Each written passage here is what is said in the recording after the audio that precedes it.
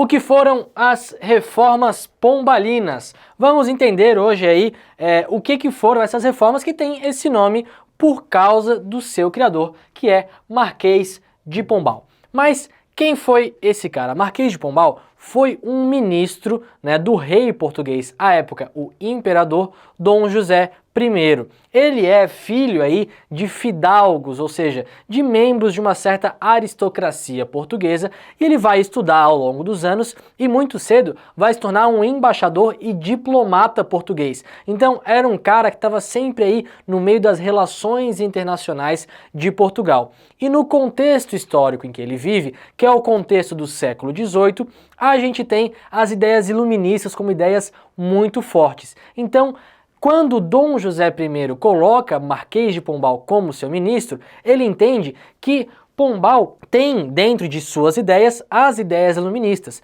Então ele faz parte do projeto de um despotismo esclarecido, que é quando os principais monarcas começam a usar ideias iluministas para livrar um pouco a barra, para acalmar um pouco os ânimos de uma população e de uma burguesia que estavam aí ansiando por melhoras na economia e na vida social dos países. Então é isso, Dom José I pega esse histórico de Marquês de Pombal, que é um histórico positivo de diplomacia, e coloca Marquês de Pombal como primeiro aí ministro do Império de Portugal.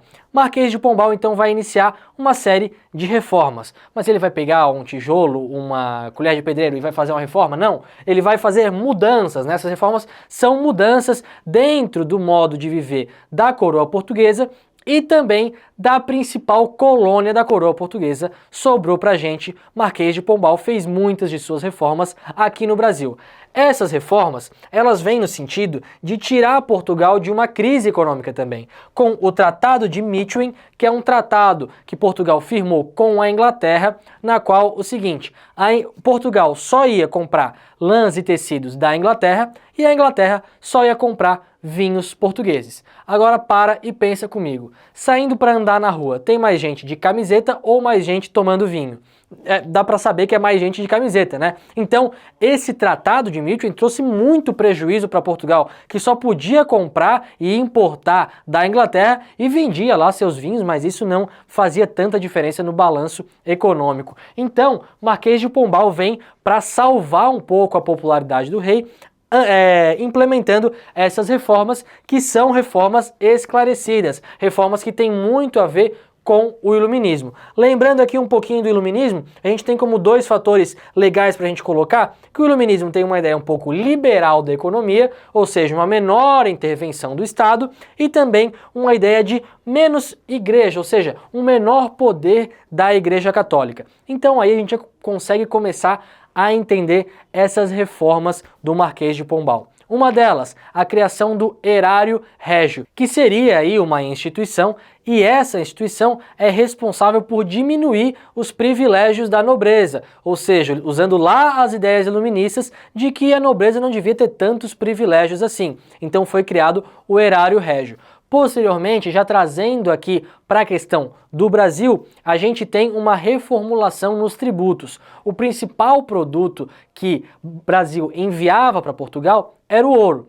E a gente tinha o quinto como principal imposto. Só que existiam muitas manobras aí para os colonos, para os exploradores, não enviarem o quinto. Eles conseguiam burlar um pouquinho a cobrança do quinto. Então, ao invés do quinto, o Marquês de Pombal começou a exigir 1.500 quilos anuais de ouro dessa população aí que explorava o ouro aqui no Brasil. A gente também tem outras reformas pombalinas. Uma delas tem a ver com isso aqui, uma menor participação da igreja, O Marquês de Pombal criou um tribunal, que seria o Tribunal da Relação, que ia cuidar justamente dessa relação entre o que acontecia no Brasil com o que acontecia em Portugal.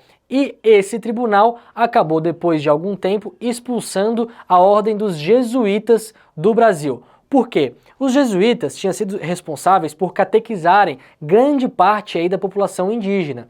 E na hora da exploração da terra, da agricultura, da busca pelo ouro, muitos colonos gostariam de escravizar mais os indígenas. E os jesuítas não permitiam que os seus índios catequizados fossem escravizados. Como isso representava um certo...